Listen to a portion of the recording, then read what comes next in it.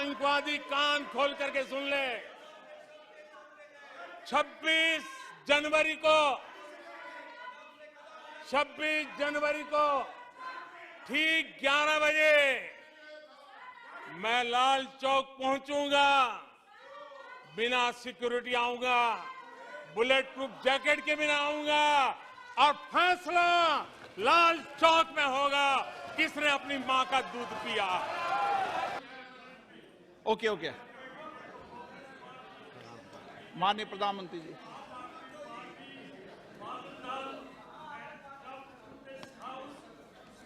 आदरणीय अध्यक्ष जी,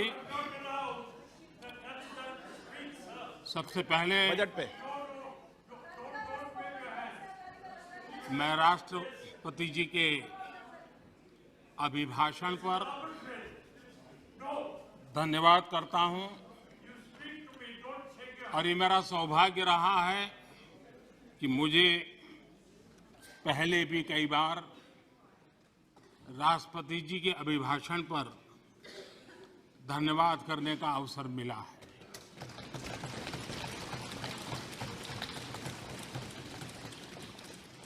लेकिन इस बार मैं धन्यवाद के साथ साथ राष्ट्रपति महोदया जी का अभिनंदन भी करना चाहता हूं।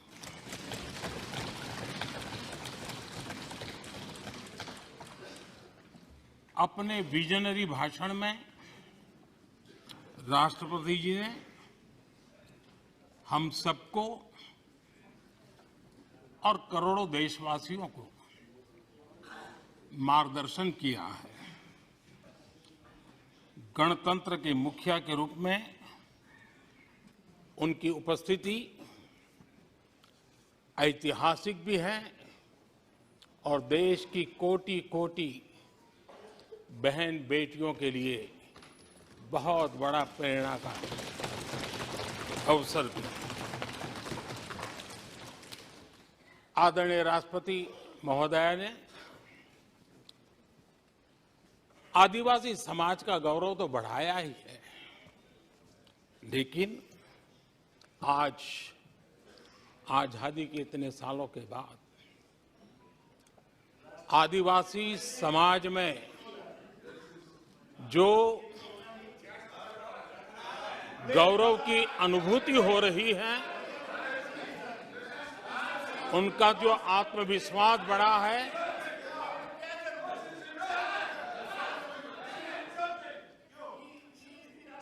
और इसके लिए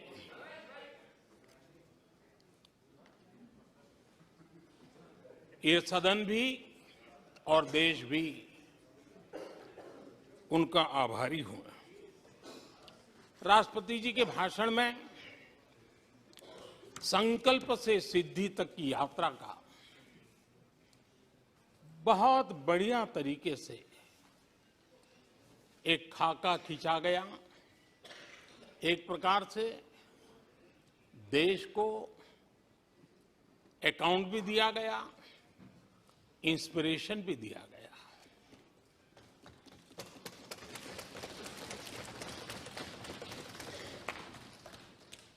आदरणीय अध्यक्ष जी, यहां पर सभी माननीय सदस्यों ने इस चर्चा में हिस्सा लिया। हर किसी ने अपने अपने आंकड़े दिए, अपने अपने तर्क दिए और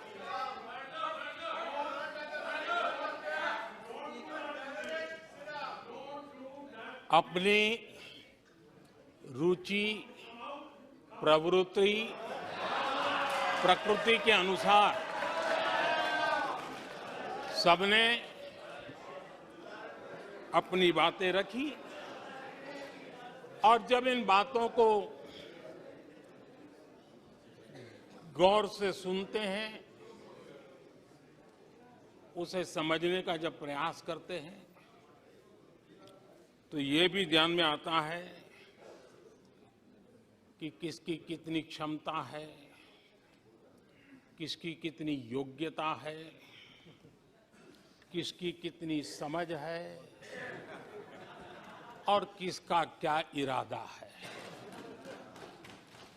ये सारी बातें प्रकट होती ही हैं और देश भली भांति तरीके से उसका मूल्यांकन भी करता है।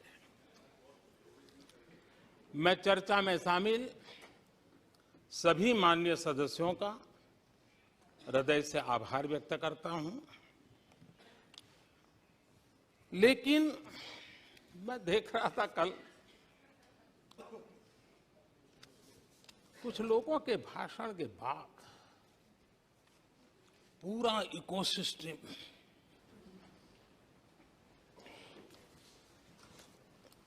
समर्थक उछल रहे थे और खुश होकर के कहने लगे, ये हुई है। मैं अंतिम बार बोल रहा हूँ, आप सीट पर बैठे बैठे नहीं बोले, आप वरिष्ठ सदस्य हैं और कोई शब्दों को नहीं गलत। आप चुप रहिए। नो नो,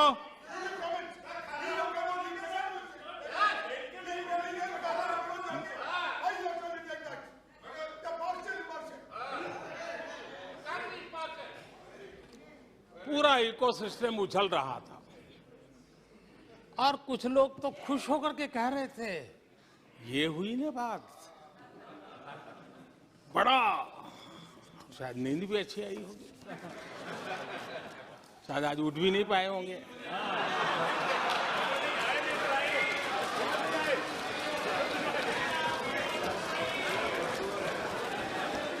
और ऐसे लोगों के लिए कहा गया है, बहुत अच्छे ढंग से कहा गया है, ये कह कह करके हम, ये कह कह कर हम दिल को बहला रहे हैं, ये कह कह के हम दिल को बहला रहे हैं, वो अब चल चुके हैं, वो अब चल चुके हैं, वो अब आ रहे हैं। माननीय अध्यक्ष जी, जब राष्ट्रपति जी का भाषण हो रहा था, कुछ लोग कन्नी भी काट गए और एक बड़े नेता महामहिम राष्ट्रपति जी का अपमान भी कर चुके हैं। जनजातीय समुदाय के प्रति, जनजातीय समुदाय के प्रति प्लीज प्लीज प्लीज, आप नफरत भी दिखाई दी है प्लीज, और हमारे जनजातीय समाज के प्रति उनकी सोच क्या है। देखिए, सदन सदन के तरीके से चलेगा। आप लोग बोले थे, सबने सुना था, कोई डिस्टर्बेंस नहीं हो। नो, गलत। लेकिन जब इस प्रकार की बातें टीवी के सामने कही गई, तो भीतर पड़ा हुआ जो नफरत का भाव था, जो सच, वो बाहर आके ही रह गया। ये खुशी है। ठीक है, बाद में चिट्ठी लिख करके बचने की कोशिश तो की गई है। माननीय अध्यक्ष जी, जब राष्ट्रपति जी के भाषण पे चर्चा मैं सुन रहा था, तो मुझे लगा कि बहुत सी बातों को मौन रह कर भी स्वीकार किया गया है। यानी एक प्रकार से सबके भाषण में सुनता था, तब लगा कि राष्ट्रपति जी के भाषण के प्रति किसी को इतराज नहीं है, किसी ने उसकी आलोचना नहीं की। भाषण की हर बात, अब देखिए क्या कहा है राष्ट्रपति जी ने, मैं उन्हीं के शब्द कोट करता हूं।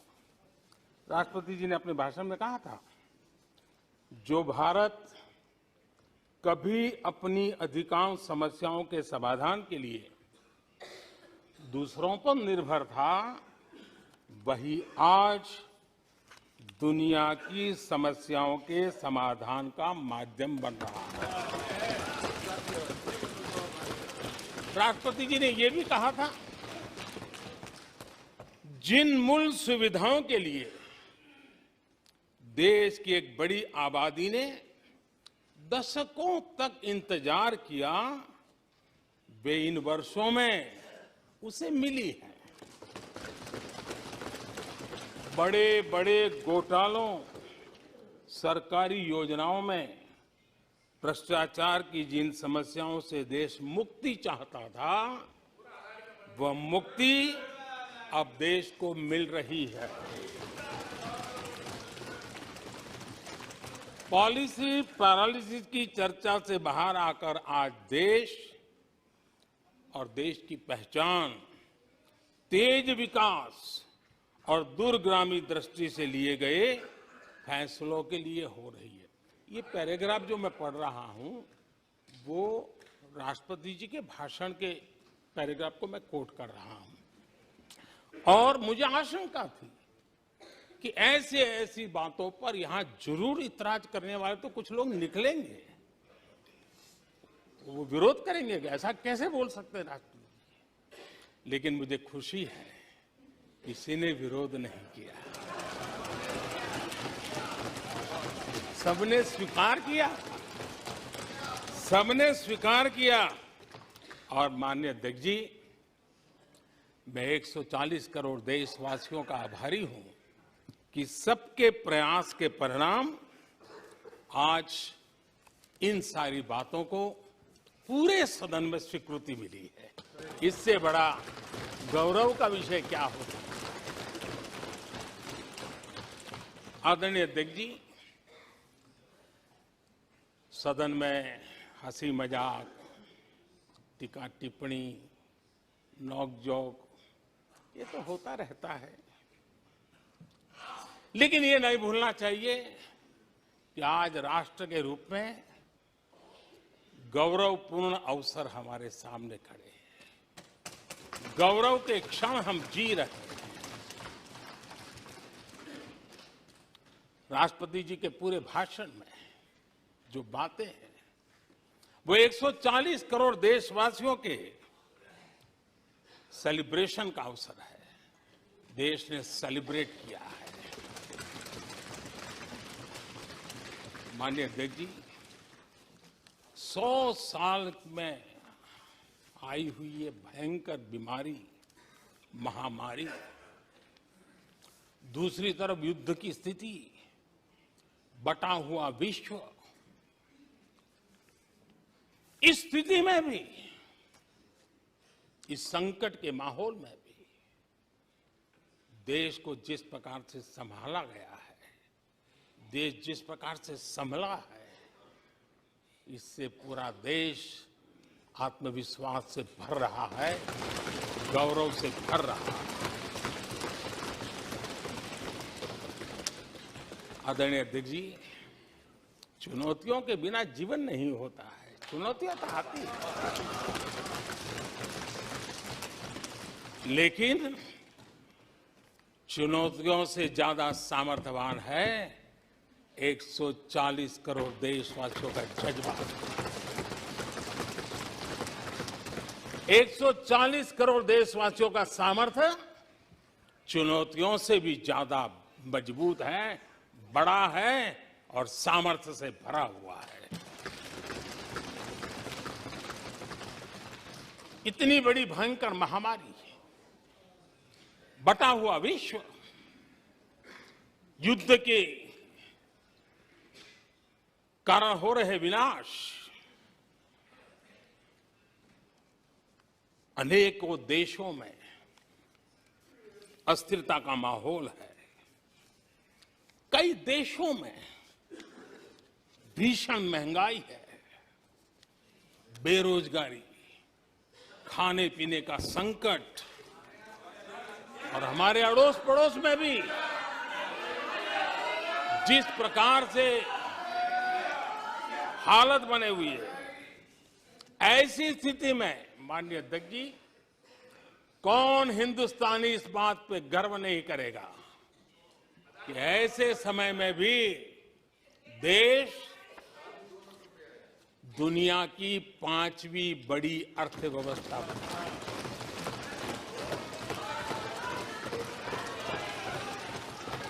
आज पूरे विश्व में भारत को लेकर के पॉजिटिविटी है, एक आशा है, भरोसा है। और माननीय अध्यक्ष जी, ये भी खुशी की बात है कि आज भारत को विश्व के समृद्ध देश ऐसे G20 समूह की अध्यक्षता का अवसर भी मिला। ये देश के लिए गर्व की बात है। ये देश के लिए गर्व की बात है। 140 करोड़ देशवासियों के लिए गौरव की बात है। लेकिन मुझे लगता है, पहले मुझे नहीं लगता था, लेकिन अभी लग रहा है शायद इससे भी कुछ लोगों को दुख हो रहा है। 140 करोड़ देशवासियों में किसी को दुख नहीं हो सकता है। वो आत्मनिरीक्षण करे, वो कौन लोग हैं जिसको इसका भी दुख हो रहा है। माननीय अध्यक्ष जी,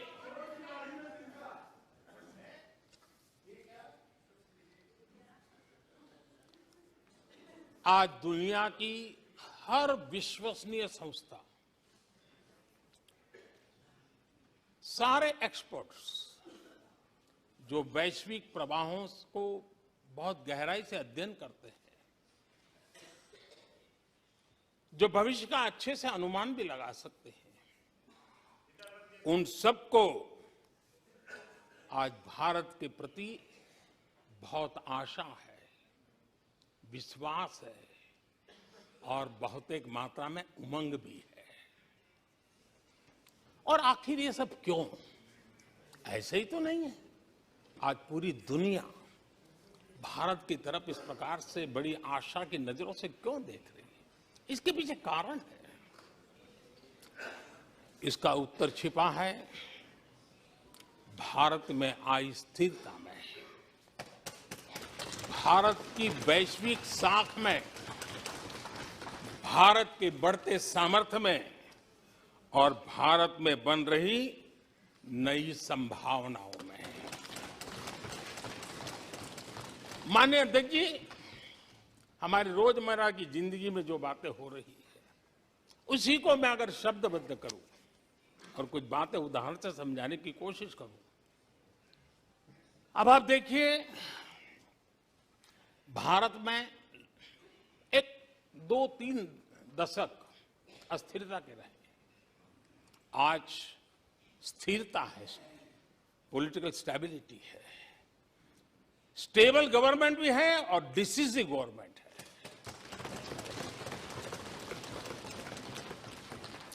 और उसका भरोसा स्वाभाविक होता है। एक निर्णायक सरकार, एक पूर्ण बहुमत से चलने वाली सरकार, वो राष्ट्र हित में फैसले लेने का सामर्थ्य रखती है। और ये वो सरकार है, रिफॉर्म आउट ऑफ कंपल्सन नहीं, रिफॉर्म आउट ऑफ कन्विक्शन हो रहे हैं। और हम इस मार्ग पर हटने वाले नहीं हैं, हम चलते रहेंगे। देश को समय की मांग के अनुसार जो चाहिए वो देते रहेंगे। माननीय अध्यक्ष जी, एक और उदाहरण की तरफ मैं जाना चाहूंगा। इस कोरोना काल में मेड इन इंडिया वैक्सीन तैयार हुई। भारत ने दुनिया का सबसे बड़ा वैक्सीनेशन अभियान चलाया। और इतना ही नहीं, अपने करोड़ों नागरिकों को मुफ्त वैक्सीन के टीके लगाए। इतना ही नहीं, 150 से ज्यादा देशों को इस संकट के समय हमने जहां जरूरत थी वहां दवाई पहुंचाई, जहां जरूरत थी वहां वैक्सीन पहुंचाई। और आज विश्व के कई देश हैं जो भारत के विषय में इस बात पर बड़े गौरव से विश्व के मंच पर धन्यवाद करते हैं, भारत का गौरवगान करते हैं। उसी प्रकार से तीसरे एक पहलू की तरफ ध्यान देता है। इसी संकट काल में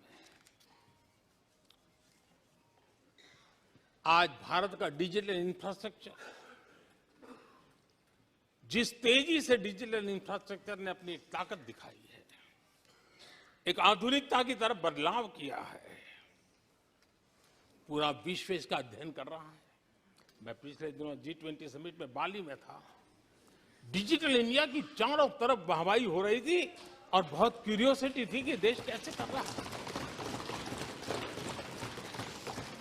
कोरोना काल में दुनिया के बड़े बड़े देश, समृद्ध देश अपने नागरिकों को आर्थिक मदद पहुंचाना चाहते थे, नोटें छापते थे, बांटते थे, लेकिन बांट नहीं पाते थे।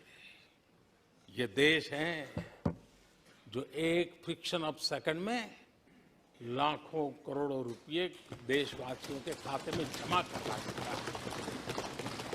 हजारों करोड़ रुपए ट्रांसफर हो जाते हैं। एक समय था छोटी छोटी टेक्नोलॉजी के लिए देश तरसता था। आज देश में बहुत बड़ा फर्क महसूस हो रहा है। टेक्नोलॉजी के क्षेत्र में देश बड़ी ताकत के साथ आगे बढ़ रहा है।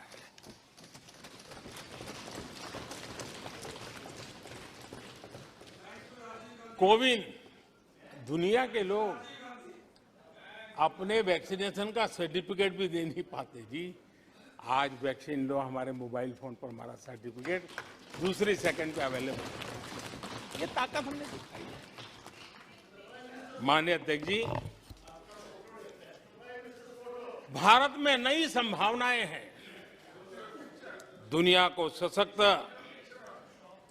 वैल्यू और सप्लाई चेन, उसमें आज पूरी दुनिया ने कोरोना कालखंड ने सप्लाई चेन के मुद्दे पर दुनिया को हिला के रख दिया है। आज भारत उस कमी को पूरने की ताकत के साथ आगे बढ़ रहा है। कईयों को बात समझना बहुत देर लग जाएगी।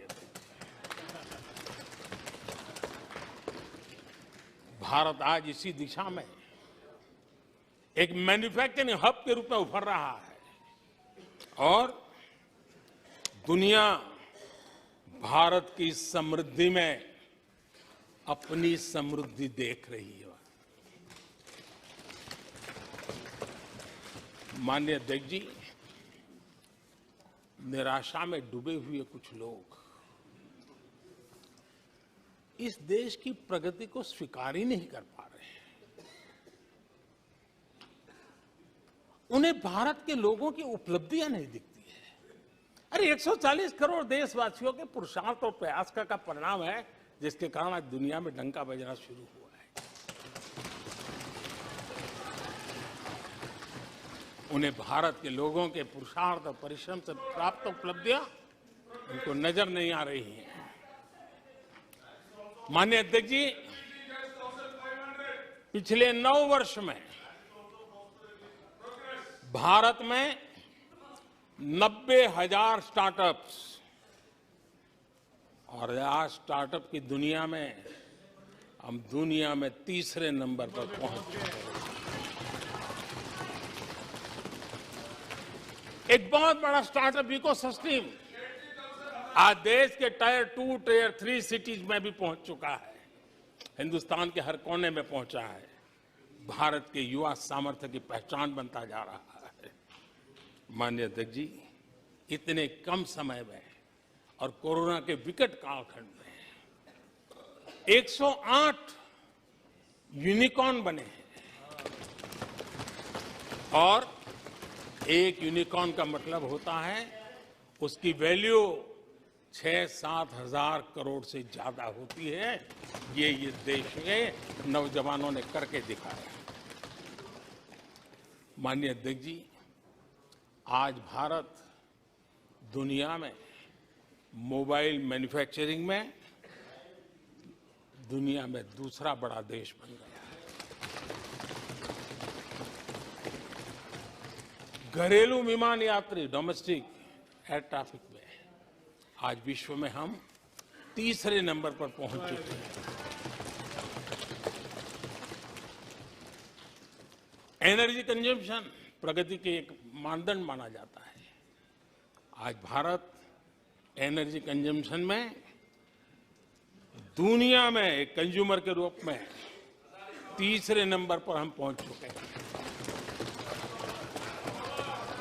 रिन्यूएबल एनर्जी की कैपेसिटी में हम दुनिया में चौथे नंबर पर पहुंच चुके हैं। स्पोर्ट्स कभी हमारी कोई पूछ नहीं होती थी, कोई पूछता नहीं था। आज स्पोर्ट्स की दुनिया में हर स्तर पर भारत के खिलाड़ी अपना रुतबा दिखा रहे हैं, अपना सामर्थ्य दिखा रहे हैं। एजुकेशन समेत हर क्षेत्र में आज भारत आगे बढ़ रहा है। पहली बार, माननीय अध्यक्ष जी, गर्व होगा, पहली बार हायर एजुकेशन में एनरोलमेंट वालों की संख्या 4 करोड़ से ज्यादा हो गई। इतना ही नहीं, बेटियों की भी भागीदारी बराबर होती जा रही है।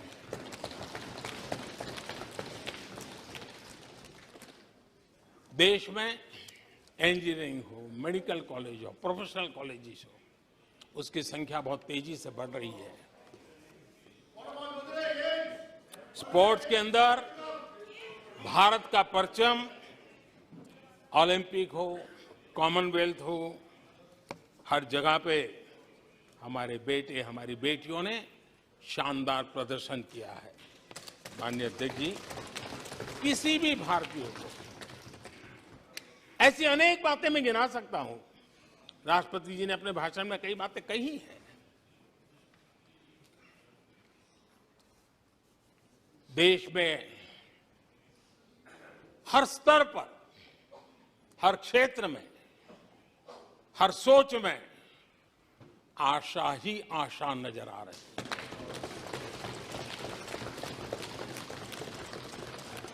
एक विश्वास से भरा हुआ देश है, सपने और संकल्प लेकर के चलने वाला देश है। लेकिन यहां कुछ लोग ऐसे निराशा में डूबे हैं, ऐसे निराशा में डूबे हैं। काका हाथरसी ने एक बड़ी मजेदार बात कही थी। काका हाथरसी ने कहा था, आगा पीछा देखकर क्यों होते गमगीन, जैसी जिसकी भावना वैसा दिखे सीन।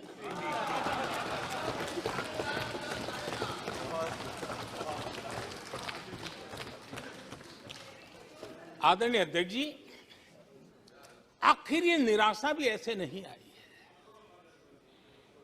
इसके पीछे कारण है। एक तो जनता का हुक्म, बार बार हुक्म, लेकिन साथ साथ इस निराशा के पीछे जो अंतर मन में पड़ी हुई चीज है, जो चैन से सोने नहीं देती है, और क्या है, पिछले 10 साल में 2014 के पहले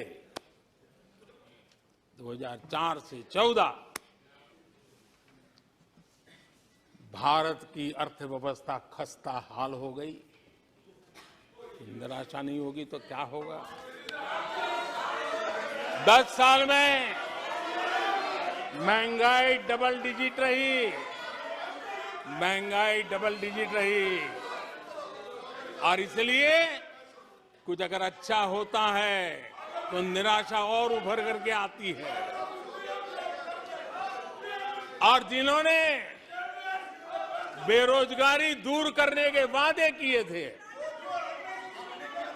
जिन्होंने बेरोजगारी दूर करने के वादे किए थे,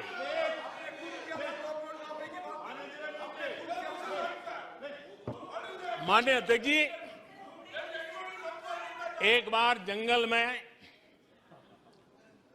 2 नौजवान शिकार करने के लिए गए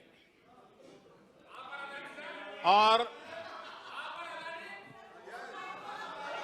वो गाड़ी में अपनी बंदूक नीचे उतार करके थोड़ा टहलने लगे।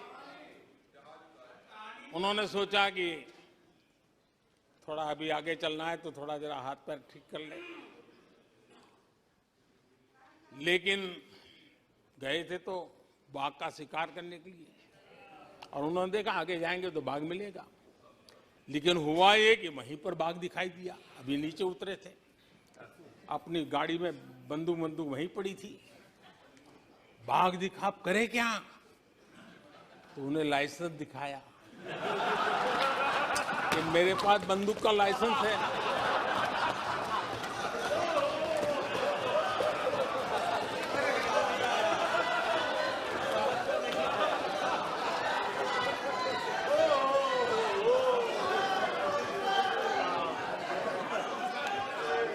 इन्होंने भी बेरोजगारी दूर करने के नाम पर एक कानून दिखाया, वो कानून बना दिया है। अरे देखो, कानून बना दिया है। ये इनके तरीके से पल्ला झाड़ दिया। 4 से 14 आजादी के इतिहास में सबसे घोटालों का दशक रहा, सबसे घोटाला।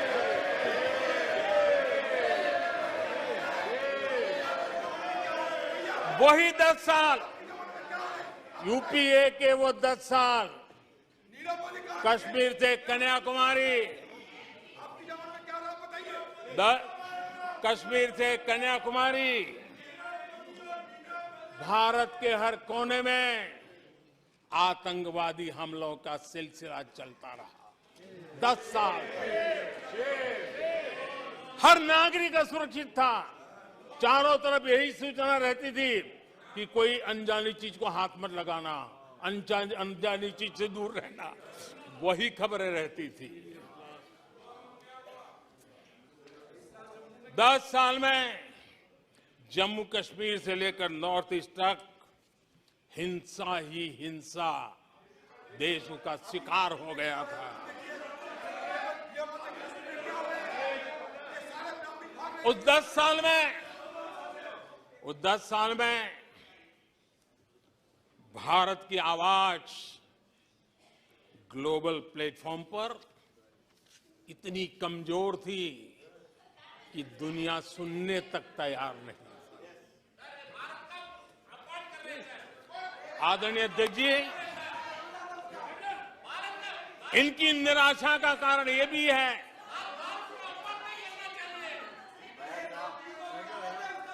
आज जब देश की क्षमता का परिचय हो रहा है, 140 करोड़ देशवासियों का सामर्थ्य खिल रहा है, खुल करके सामने आ रहा है। लेकिन देश का सामर्थ्य तो पहले भी था, लेकिन 4 से लेकर 14 तक इन्होंने वो अवसर गंवा दिया। और यूपीए की पहचान बन गई, हर मौके को मुसीबत में पलट दिया, हर मौके को मुसीबत में पलट दिया।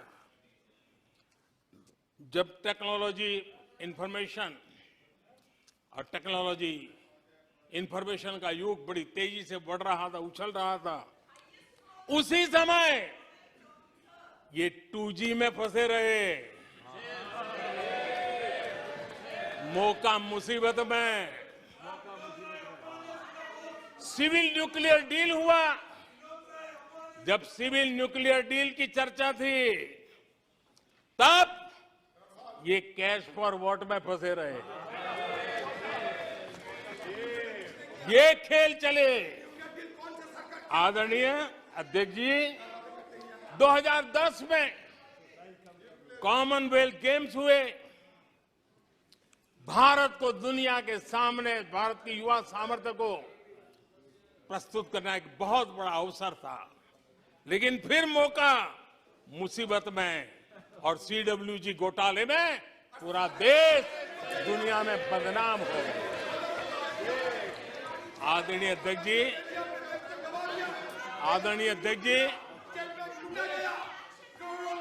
सदी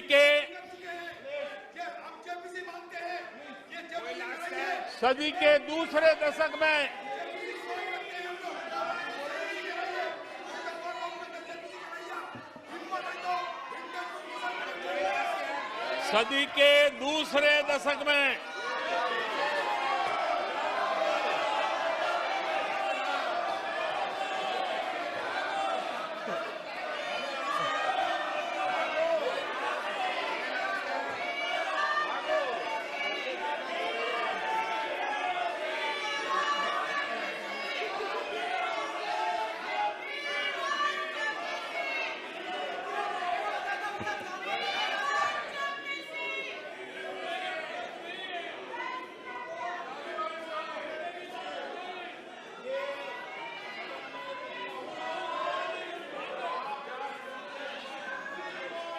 उचित नहीं है।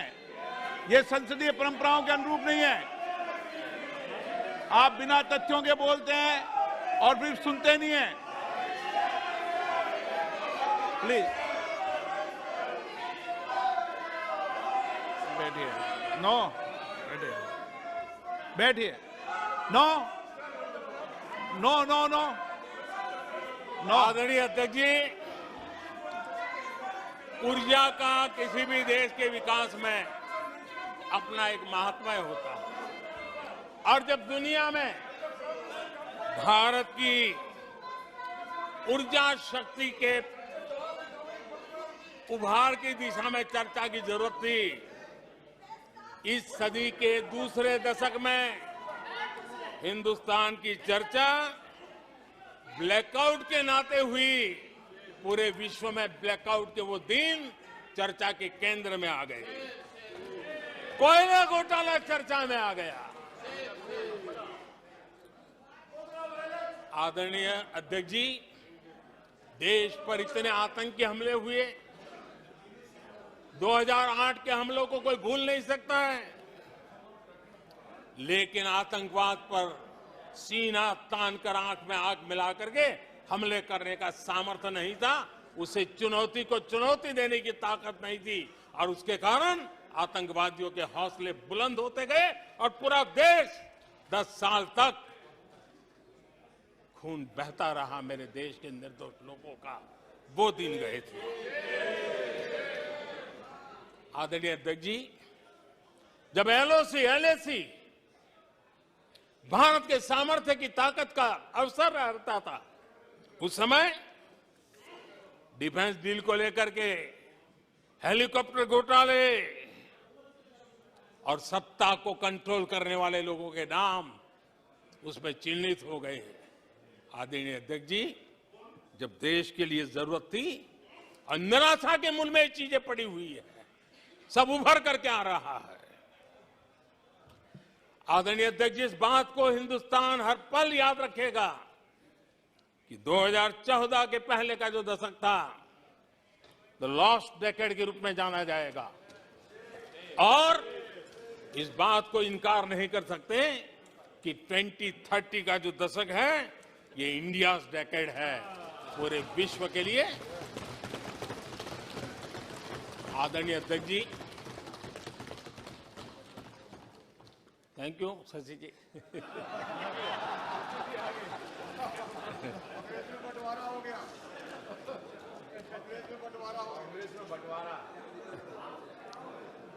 आदरणीय अध्यक्ष जी,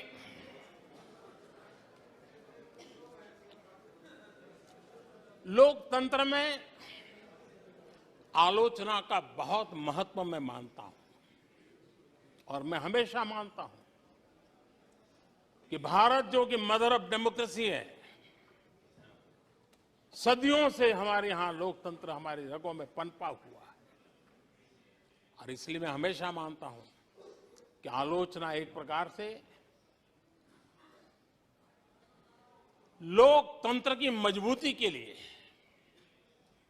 लोकतंत्र के संवर्धन के लिए, लोकतंत्र के स्पिरिट के लिए आलोचना एक शुद्धि यज्ञ है।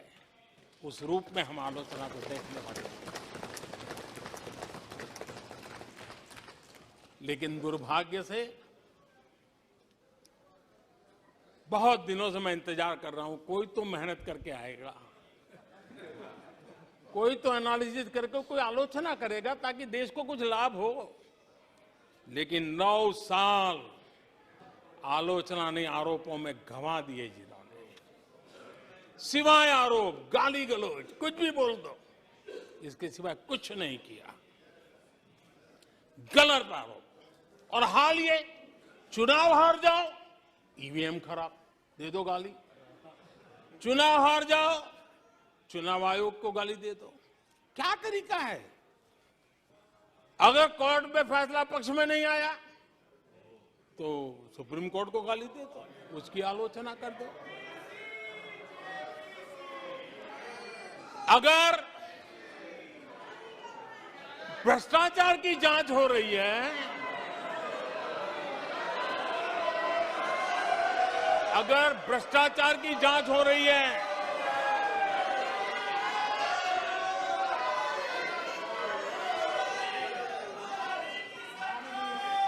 माननीय अध्यक्ष जी, अगर भ्रष्टाचार की जांच हो रही है तो जांच एजेंसियों को गाली दो। अगर सेना पराक्रम करे, सेना अपना शौर्य दिखाए और वो नैरेटिव देश के जन जन के अंदर एक नया विश्वास पैदा करे, तो सेना की आलोचना करो, सेना को गाली दो, सेना पर आरोप करो। कभी आर्थिक देश की प्रगति की खबरें आए, आर्थिक प्रगति की चर्चा हो, विश्व के सारे संस्थान भारत के आर्थिक गौरवगान करे, तो यहां से निकलो, आरबीआई को गाली दो, भारत के आर्थिक संस्थानों को गाली दो। आदरणीय अध्यक्ष जी, हमने 9 साल देखा है माननीय कंस्ट्रक्टिव क्रिटिसिज्म की जगह, माननीय आप सदन के नेता हैं, आप माननीय सदस्यों को समझा दें। लोकतंत्र के लिए जिसकी ये आवश्यकता है, संसदीय परंपरा के अनुरूप नहीं है कि बैठे बैठे बोलें। नो, गलत, नो, नो, आपने भी बोला है, गलत तरीका है ये। नो, बैठ जाइए, गलत तरीका है। ना, जब सदन के नेता बोल रहे हैं तो आपको मर्यादा से सुनना चाहिए। प्लीज बैठिए। माननीय प्रधानमंत्री जी। माननीय अध्यक्ष जी, पिछले 9 साल हमने देखा है कुछ लोगों की बैंकरप्सी को देखा है कि कंस्ट्रक्टिव क्रिटिसिज्म की जगह कंपल्सिव क्रिटिक्स ने ले ली है, और ये कंपल्सिव क्रिटिक्स इसी में डूबे हुए हैं, खोए हुए हैं। माननीय अध्यक्ष जी, सदन में भ्रष्टाचार की जांच करने वाली एजेंसियों के बारे में बहुत कुछ कहा गया, और मैंने देखा कि बहुत सारे विपक्ष के लोग इस विषय में सूर मिला रहे थे। मिले मेरा तेरा सूर।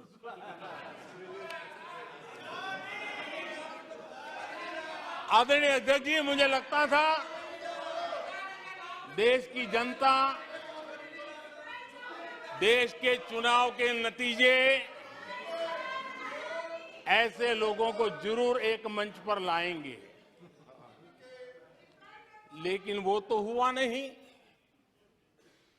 लेकिन इन लोगों ने ईडी का धन्यवाद करना चाहिए कि ईडी के कारण ये लोग एक मंच पे आए हैं।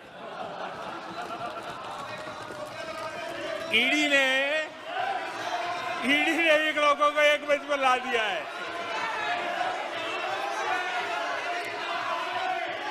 और इसलिए जो काम देश के मतदाता नहीं कर पाए,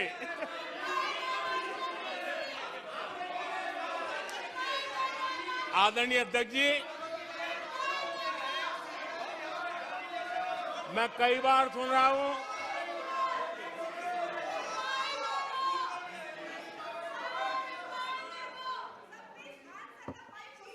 माननीय अध्यक्ष जी, मैं कई बार सुन रहा हूं यहां कुछ लोगों को हार्वर्ड स्टडी का बड़ा क्रेज है। हार्वर्ड स्टडी है, बड़ा क्रेज है।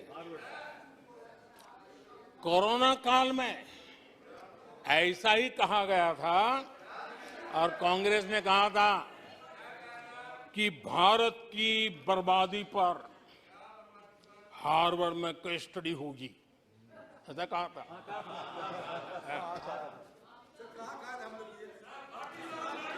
और कल फिर सदन में हार्वर्ड यूनिवर्सिटी में स्टडी की बात कल फिर हुई।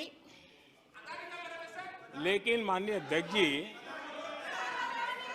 बीते वर्षों में माननीय अध्यक्ष जी, बीते वर्षों में हार्वर्ड में एक बहुत बढ़िया स्टडी हुई है, बहुत इंपॉर्टेंट स्टडी हुई है। और उस स्टडी है, उसका टॉपिक क्या था मैं जरूर सदन को बताना चाहूंगा। और ये स्टडी हो चुकी है। स्टडी है the rise and decline of India's Congress party. ये स्टडी हो चुका है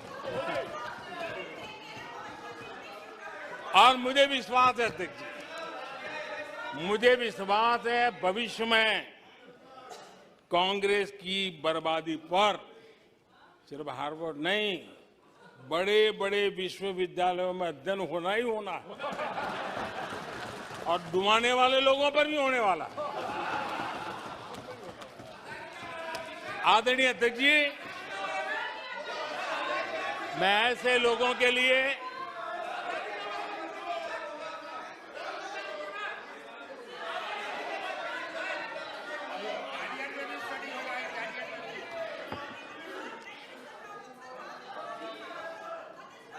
आदरणीय अध्यक्ष जी, इस प्रकार के लोगों के लिए दुष्यंत कुमार ने बहुत बढ़िया बात कही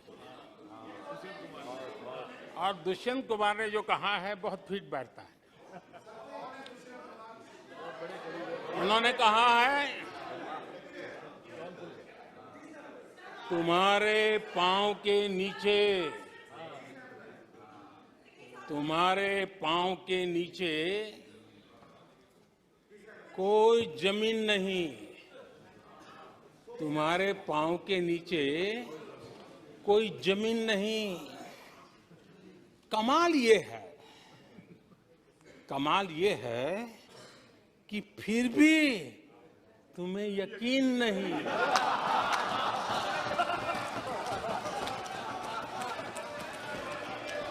माननीय अध्यक्ष जी,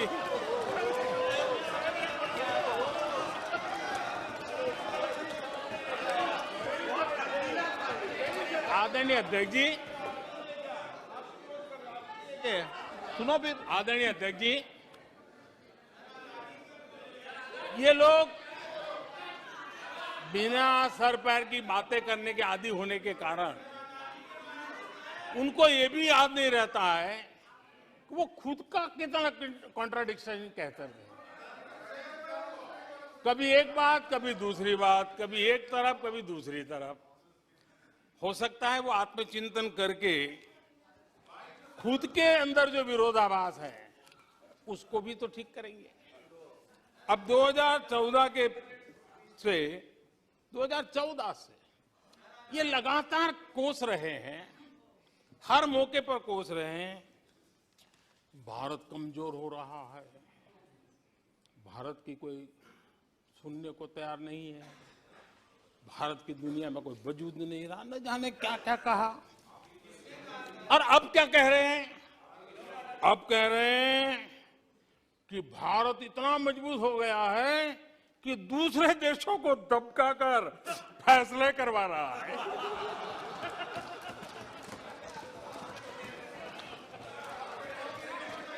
अरे पहले ये तो तय करो भाई कि भारत कमजोर हुआ है कि मजबूत हुआ है। माननीय अध्यक्ष जी,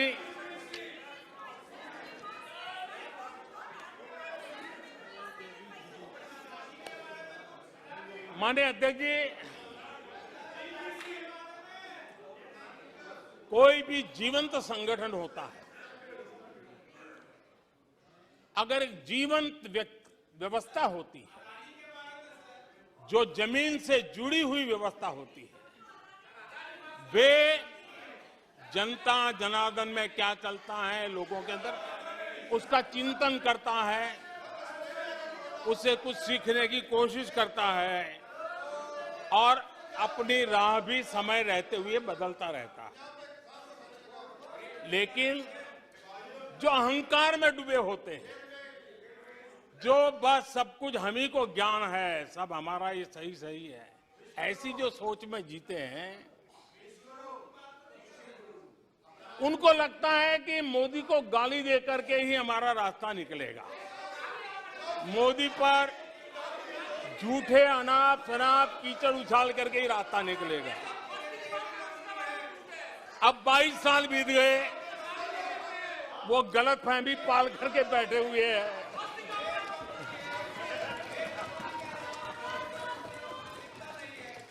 आदरणीय अध्यक्ष जी, मोदी पे भरोसा अखबार की सुर्खियों से पैदा नहीं हुआ है। मोदी पे ये भरोसा टीवी पर चमकते चेहरों से नहीं हुआ है। जीवन खपा दिया है, पल पल खपा दी है, देश के लोगों के लिए खपा दी है, देश के उज्जवल भविष्य के लिए खपा दी है।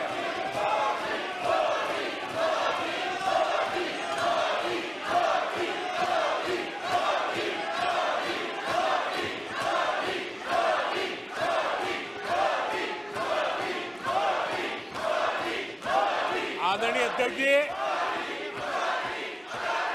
आदरणीय अध्यक्ष जी,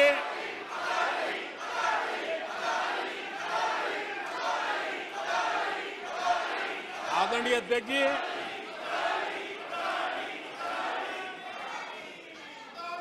जो देशवासियों का मोदी पर भरोसा है, ये इनकी समझ के दायरे से बाहर है और समझ के दायरे से भी काफी ऊपर है। क्या ये झूठे आरोप लगाने वालों पर मुफ्त राशन प्राप्त करने वाले मेरे देश के 80 करोड़ देशवासी क्या कभी उन पर भरोसा करेंगे क्या? आदरणीय अध्यक्ष जी, one nation one ration card देश भर में कहीं पर भी गरीब से गरीब को भी जब राशन मिल जाता है, वो आपकी झूठी बातों पर, आपके गलत गलीच आरोपों पर कैसे भरोसा करेगा? आदरणीय अध्यक्ष जी, जिस किसान के खाते में साल में 3 बार पीएम किसान सम्मान निधि के 11 करोड़ किसानों के खाते में पैसा जमा होते हैं, वो आपकी गालियां, आपके झूठे आरोपों पर विश्वास कैसा करेगा? आदरणीय अध्यक्ष जी, जो कल फुटपाथ पर जिंदगी जीने के लिए मजबूर था, जो झुग्गी झोपड़ी में जिंदगी बसर करता था, ऐसे 3 करोड़ से ज्यादा लोगों को पक्के घर मिले हैं।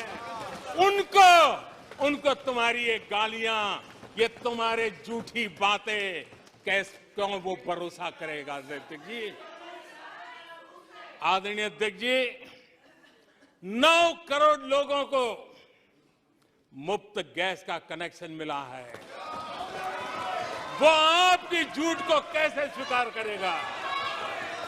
11 करोड़ बहनों को इज्जत घर मिला है, शौचालय मिला है। वो आपके झूठ को कैसे स्वीकार करेगा? आदरणीय अध्यक्ष जी, आजादी के 75 साल बीत गए।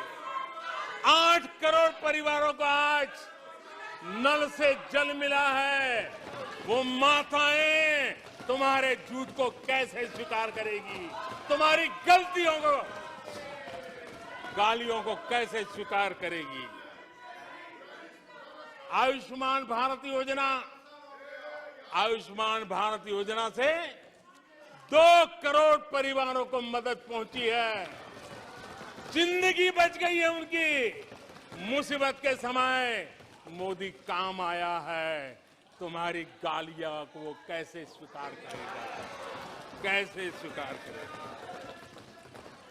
आदरणीय अध्यक्ष जी, आपकी गालियां, आपके आरोपों को इन कोटि आदरणीय अध्यक्ष जी, आपकी गालियों को, आपके आरोपों को इन कोटि भारतीयों से होकर के गुजरना पड़ेगा, जिनको दशकों तक मुसीबतें में जिंदगी जीने के लिए तुमने मजबूर किया। आदरणीय अध्यक्ष जी, कुछ लोग अपने लिए, अपने परिवार के लिए बहुत कुछ तबाह करने पर लगे हुए हैं। अपने लिए, अपने परिवार के लिए जी रहे हैं। मोदी तो 25 करोड़ देशवासियों के परिवार का सदस्य है। आदरणीय अध्यक्ष जी, 140 करोड़ देशवासियों के आशीर्वाद, ये मेरा सबसे बड़ा सुरक्षा कवच है। और गालियों के शस्त्र से, झूठ के शस्त्रास्त्रों से इस सुरक्षा कवच को कभी तुम भेद नहीं सकते हो। वो विश्वास का सुरक्षा कवच है और इन शस्त्रों से तुम कभी भेद नहीं सकते हो। आदरणीय अध्यक्ष जी,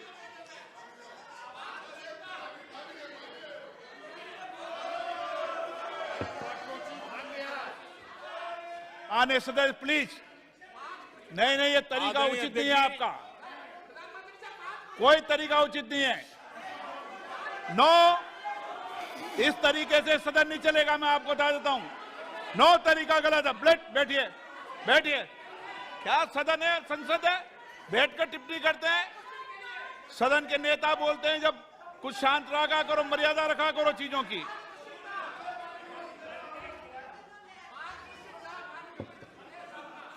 आदरणीय अध्यक्ष जी,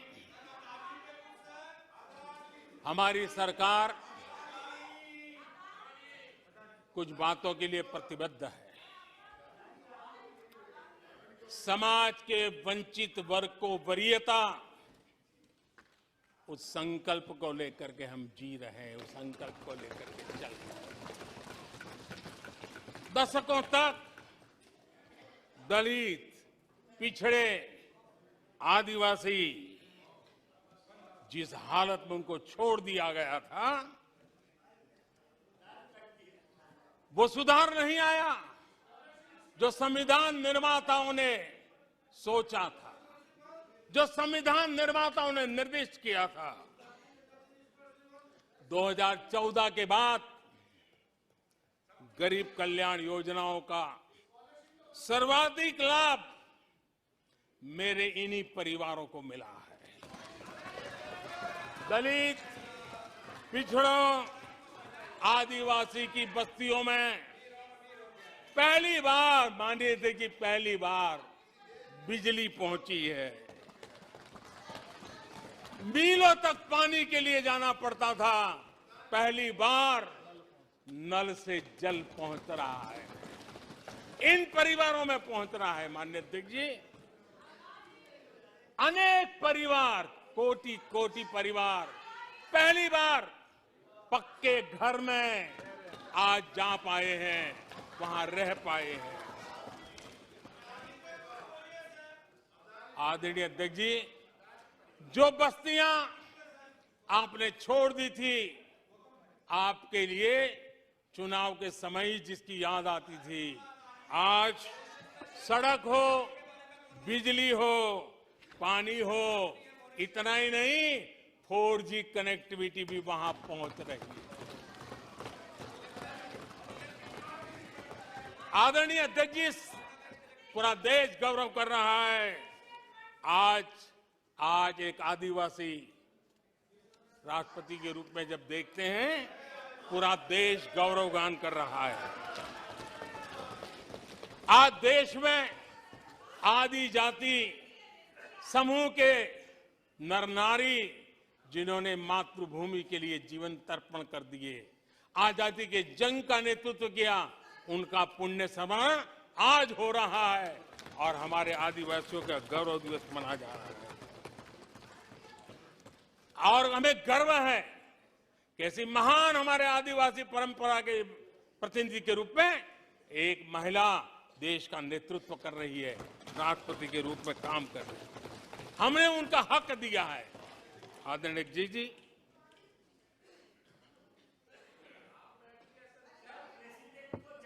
आदरणीय अध्यक्ष जी, हम पहली बार देख रहे हैं।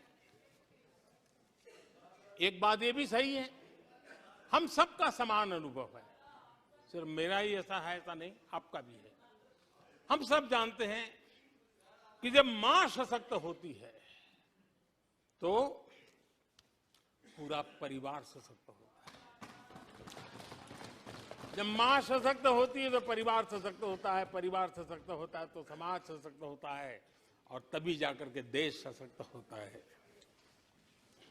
और मुझे संतोष है कि माताएं, बहनों, बेटियों को सबसे ज्यादा सेवा करने का सौभाग्य हमारी सरकार को मिला है। हर छोटी मुसीबत को दूर करने का प्रामाणिक पूर्वक प्रयास किया है। बड़ी संवेदनशीलता के साथ उस पर हमने ध्यान केंद्रित किया है। आदरणीय अध्यक्ष जी, कभी कभी मजाक उड़ाया जा रहा है, ऐसा कैसा प्रधानमंत्री है, लाल किले पर से टॉयलेट की बातें करता है, बड़ी मजाक उड़ाई गई। आदरणीय अध्यक्ष जी, ये टॉयलेट, ये इज्जतगार, इन मेरी माताओं बहनों की क्षमता, उनकी सुविधा, उनका सुरक्षा का सम्मान करने वाली बात। इतना ही नहीं मानिए अध्यक्ष जी, जब मैं सैनिटरी पैड की बात करता हूं तो लोगों को लगता है अरे प्रधानमंत्री ऐसे विजय में क्यों जाते हैं। माननीय अध्यक्ष जी, सैनिटरी पैड्स के अभाव में गरीब बहन बेटियों के अपमान सहती थी, बीमारियों का शिकार हो जाती थी। माताओं बहनों को धुएं में दिन के कई घंटे बिताने पड़ते थे, उनका जीवन धुएं फंसा रहता था, उसे मुक्ति दिलाने का काम उन गरीब माताओं बहनों को करने का सौभाग्य हमें मिला है। जिंदगी खप जाती थी, आधा समय पानी के लिए, आधा समय केरोसिन की लाइन के अंदर खपे रहते थे। आज उससे मुक्ति देने का संतोष, उन माताओं बहनों को मुक्ति देने का संतोष।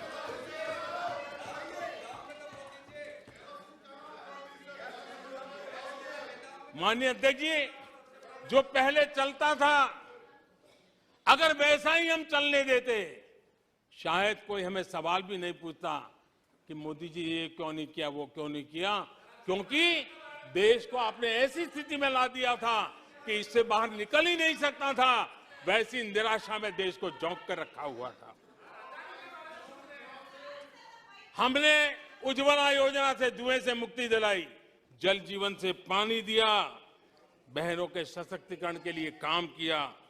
9 करोड़ बहनों को सेल्फ हेल्प ग्रुप, स्वयं सहायता समूह से जोड़ना, माइनिंग से लेकर के डिफेंस तक आज माताओं बहनों को, बेटियों को अवसर खोल दिए हैं।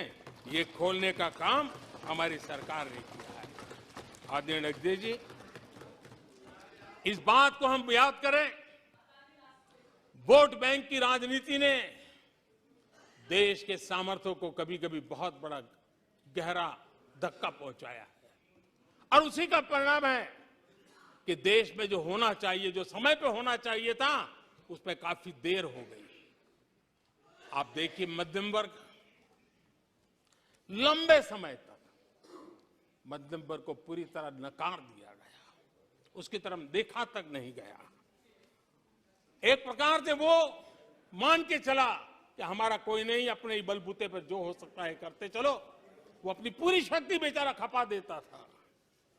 लेकिन हमारी सरकार, एनडीए सरकार ने मध्यम वर्ग की ईमानदारी को पहचाना है, उन्हें सुरक्षा प्रदान की है, और आज हमारा परिश्रमी मध्यम वर्ग देश को नई ऊंचाई पर ले जा रहा है।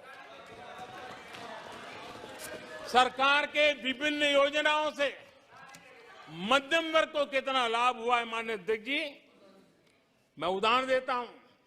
2014 से पहले जीबी डेटा, क्योंकि आज युग बदल चुका है, ऑनलाइन दुनिया चल रही है, हर एक के हाथ में मोबाइल पड़ा हुआ है, कुछ लोगों के जेब फटे हुए हो तो भी मोबाइल तो होता ही है। आदरणीय अध्यक्ष जी, 2014 के पहले जीबी डेटा की कीमत 250 रुपया थी, आज सिर्फ 10 रुपया, आज सिर्फ 10 रुपया। आदरणीय अध्यक्ष जी, एवरेज हमारे देश में एक नागरिक एवरेज 20 जीबी का उपयोग करता है। अगर उस हिसाब को मैं लगाऊं तो एवरेज एक व्यक्ति का 5,000 रुपया बचता है। आदरणीय अध्यक्ष जी, 5,000 रुपया बचता है। आदरणीय अध्यक्ष जी, जन औषधि स्टोर आज पूरे देश में आकर्षण का कारण बने हैं, क्योंकि मध्यम वर्ग का परिवार, उसको अगर परिवार में सीनियर सिटीजन है, डायबिटीज जैसी बीमारी है, तो 1,000, 2,000, 2,500, 3,000 की दवाई हर महीना लेनी पड़ती है। जन औषधि केंद्र में जो दवाई बाजार में 100 रुपए में मिलती है, जन औषधि में 10 रुपए, 20 रुपए में मिलती है। आज 20,000 करोड़ रुपया मध्यम वर्ग का जन औषधि के कारण बचा है। माननीय अध्यक्ष जी, हर मध्यम वर्गीय परिवार की एक सपना रहता है खुद का घर बने, और अर्बन इलाके में होम लोन के लिए बड़ी व्यवस्था करने का काम हमने किया, और रेरा का कानून बनाने के कारण जो कभी इस प्रकार के तत्व मध्यम वर्ग की मेहनत की कमाई को सालों तक डुबो कर रख देते थे, उसमें से मुक्ति दिला करके उसको एक नया विश्वास देने का काम हमने किया, और उसके कारण खुद का घर बनाने की उसकी सहूलियत बढ़ गई है। आदरणीय अध्यक्ष जी, हर मध्यम वर्गीय परिवार को अपने बच्चों के भविष्य के लिए, उसके उच्च शिक्षा के लिए उसके मन में रहता है, मंसूबा रहता है। वो चाहता है आज जितनी मात्रा में मेडिकल कॉलेजेस हो, इंजीनियरिंग कॉलेज हो, प्रोफेशनल कॉलेजों की संख्या बढ़ाई गई है, सीटें बढ़ाई गई हैं, उसने मध्यम वर्ग के एस्पिरेशन को बहुत उत्तम तरीके से एड्रेस किया है। उसको विश्वास होने लगा है कि उनके बच्चों का उज्जवल भविष्य निर्धारित है। आदरणीय अध्यक्ष जी, देश को आगे बढ़ाना है तो भारत को आधुनिकता की तरफ गए बिना कोई चारा नहीं, और समय की मांग है कि अब समय नहीं गवा सकते, और इसलिए हमने इंफ्रास्ट्रक्चर की तरफ बहुत बड़ा ध्यान दिया है। और ये भी माने, स्वीकार रखा, भारत की एक जमाने में पहचान थी गुलामी के कालखंड के पहले। गुलामी के कालखंड के पहले ये देश आर्किटेक्चर के लिए, इंफ्रास्ट्रक्चर के लिए दुनिया में उसकी एक ताकत थी, पहचान थी। गुलामी के कालखंड में सारा नष्ट हो गया।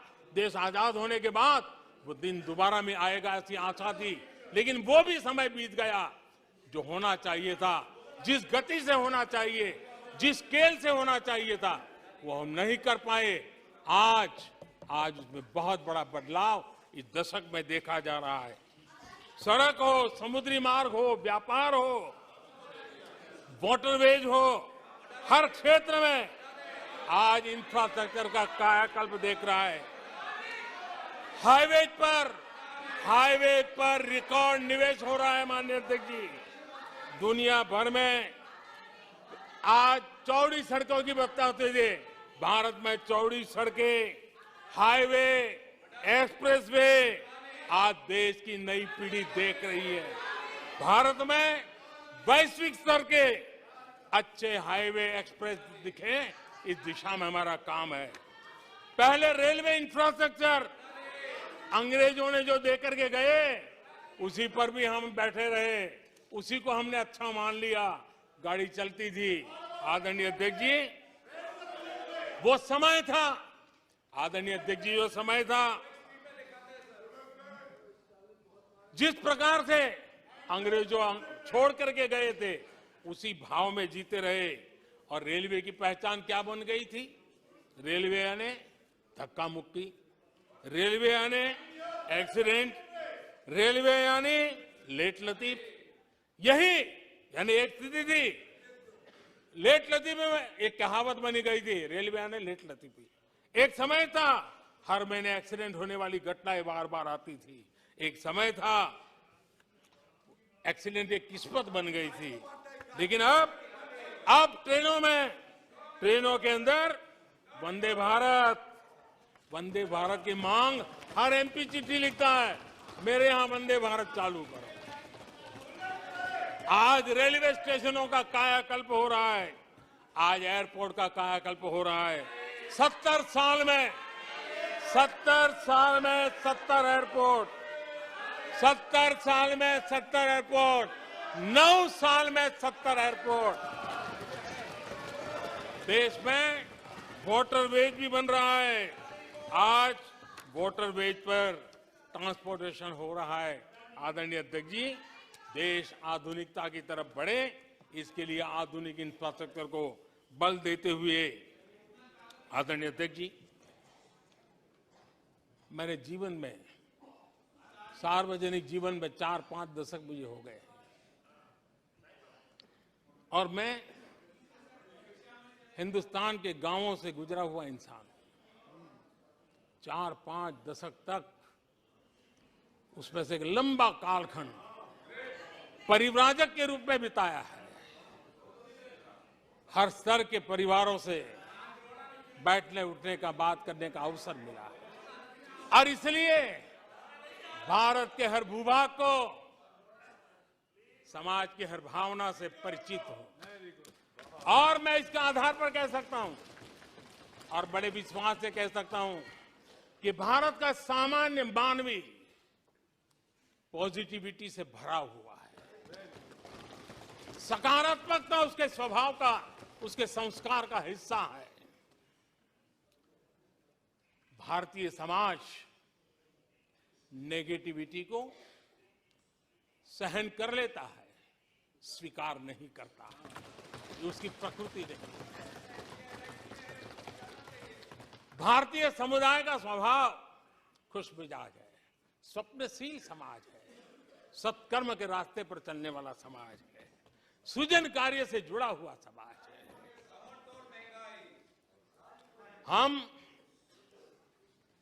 मैं आज कहना चाहूंगा, जो लोग सपने लेकर के बैठे हैं कि कभी यहां बैठते थे, फिर कभी मौका मिलेगा, ऐसे लोग जरा 50 बार सोचें,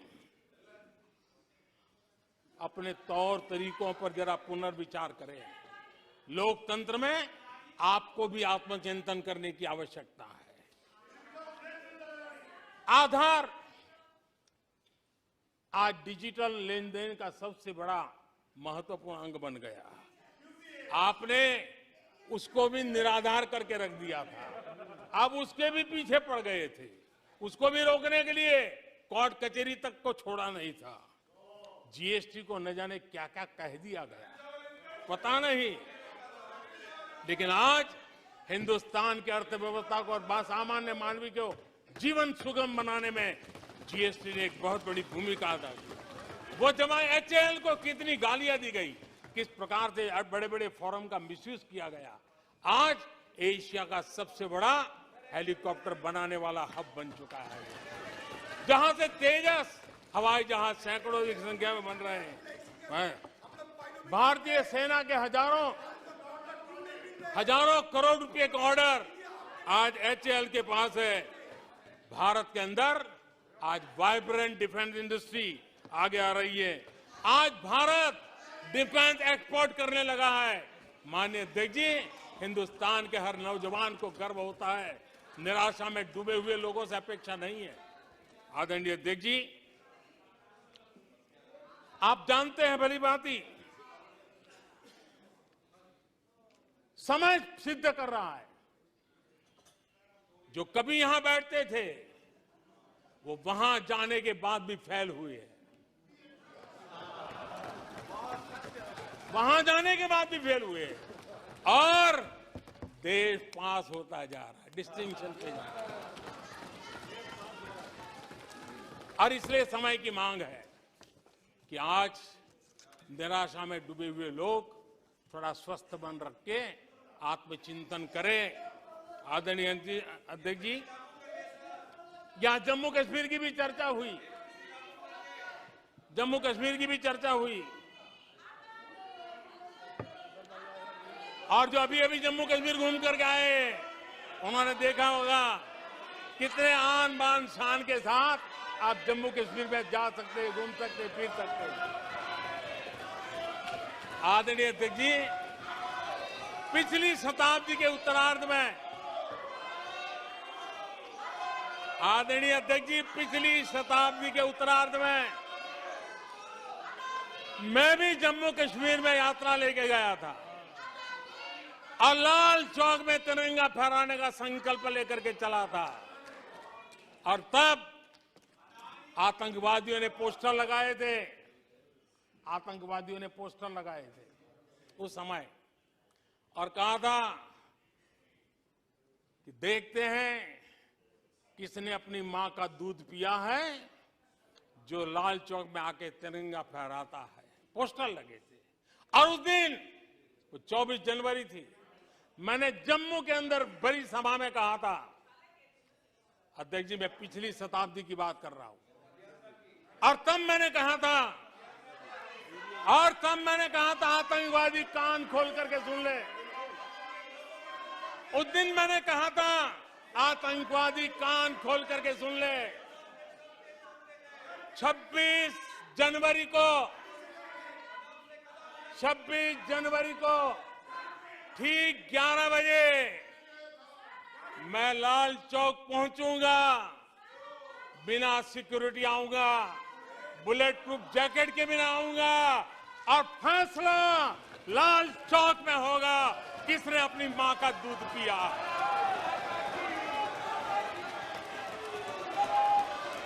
वह समय था माननीय अध्यक्ष जी। और जब श्रीनगर के लाल चौक में तिरंगा फहराया, उसके बाद मैंने मीडिया के लोग पूछने लगे, मैंने कहा था कि आमतौर पर तो 15 अगस्त और 26 जनवरी को जब भारत का तिरंगा लहराता है तो भारत के आयुध, भारत के बारूद सलामी देते हैं, आवाज करके देते हैं। मैंने कहा आज जब मैं लाल चौक के अंदर तिरंगा फहरा हूं, दुश्मन देश का बारूद भी सलामी कर रहा है, गोलियां चला रहा था, बंदूकें बम फोड़ रहा था। आदरणीय अध्यक्ष जी, आज जो शांति आई है, आज चैन से जा सकते हैं, सैकड़ों की तादाद में जा सकते हैं। ये माहौल और पर्यटन की दुनिया में कई दशकों के बाद सारे रिकॉर्ड जम्मू कश्मीर ने तोड़े हैं। आज जम्मू कश्मीर में लोकतंत्र का उत्सव मनाया जा रहा है। आदरणीय अध्यक्ष जी, आज जम्मू कश्मीर में हर घर तिरंगा का सफल कार्यक्रम होते हैं। मुझे खुशी है, कुछ लोग हैं जो कभी कहते थे तिरंगे से शांति बिगड़ने का खतरा लगता था। कुछ लोगों को ऐसा कहते थे कि तिरंगे से जम्मू कश्मीर में शांति बिगड़ने का खतरा लगता था। वक्त देखिए, वक्त का मजा देखिए, अब वो भी तिरंगा यात्रा में शरीक हो रहे हैं।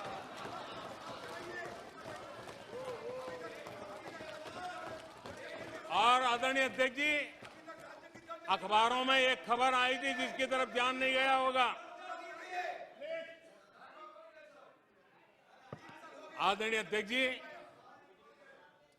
उसी समय अखबारों में एक खबर आई थी कि क्योंकि लोग टीवी में चमकने की कोशिश में लगे थे, लेकिन उसी समय श्रीनगर के अंदर दशकों बाद थिएटर हाउसफुल चल रहे थे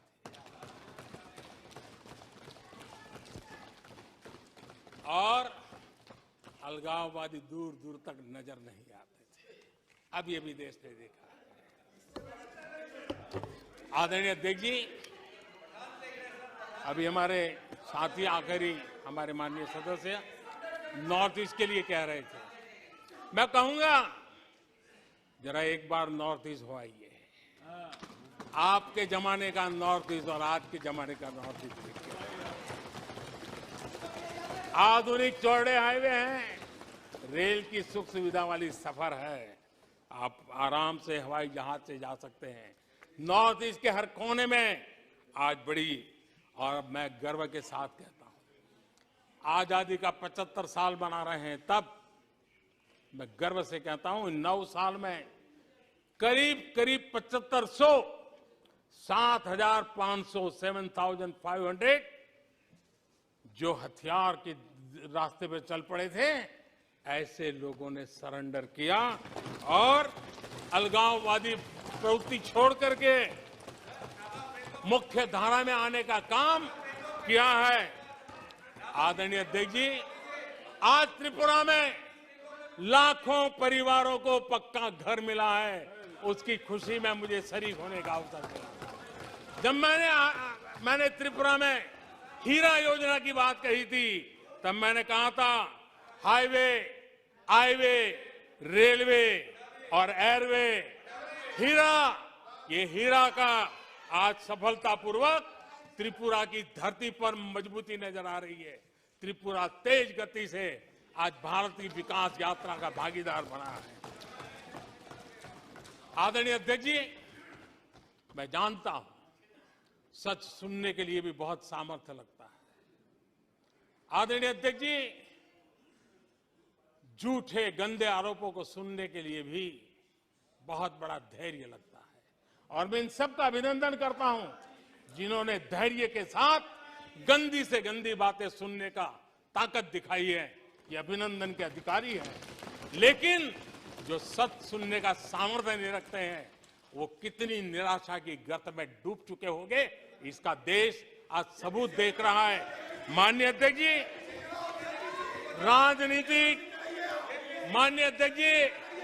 राजनीतिक मतभेद हो सकते हैं, विचारधाराओं में मतभेद हो सकते हैं, लेकिन ये देश अजरा अमर है। आओ हम चल पड़े 2047 आजादी के 100 साल मनाएंगे, एक विकसित भारत बना के रहेंगे, एक सपना लेकर के चले, एक संकल्प लेकर के चले, पूरे सामर्थ्य के साथ चले।